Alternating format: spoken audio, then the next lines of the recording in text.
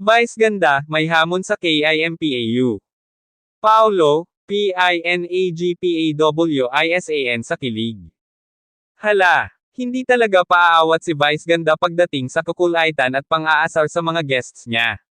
Ngayon naman, si Kim Chu at Paulo Avellino o mas kilala bilang Kim Pao ang napagtripan ng Unkabogable Star. Pero ang pinaka-nakakaloka, pinagpawisan ng todo si Paulo sa sobrang tension at kilig. Sa latest episode ng It's Showtime o isang interview segment, walang takas sina Kim at Paulo kay Vice.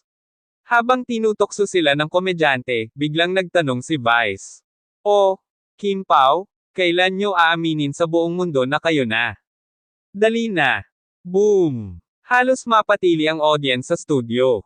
Si Kim, natawa at nag-blush ng todo, samantalang si Paulo biglang pinagpawisan. Napahawak pa siya sa batok at tila hindi alam kung paano sisigot.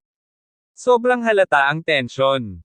Hindi nakaligtas sa malilikot na mata ng fans ang sobrang pagpupunas ni Paulo ng pawis. Marami tuloy ang nagtatanong dahil ba ito sa mainit na ilaw sa studio, o sa mas mainit pang tukso ni Vice.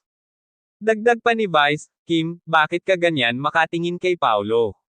May gusto kang sabihin." Napahalakhak na lang si Kim at sumagot ng, "Vice, ang kulit mo. Huwag na tayong ganyan." Pero lalo lang itong nagpagulo sa isip ng fans, bakit parang may tinatago. Dahil sa episode na ito, nag-trending agad ang hashtag #KimPoSaShowtime at narito ang ilan sa mga reaksyon ng netizens.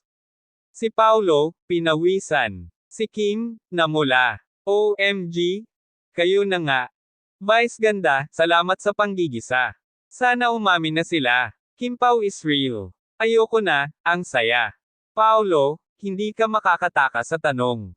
Hahaha. Matapos ang nakakakilig na asaran ni Vice ganda, marami ang umaasa na baka naman this time, umamin na talaga sina Kim at Paulo sa totoong estado ng kanilang relasyon. Ano sa tingin mo? May love story na bang nabubuo, o pahopya lang tayo?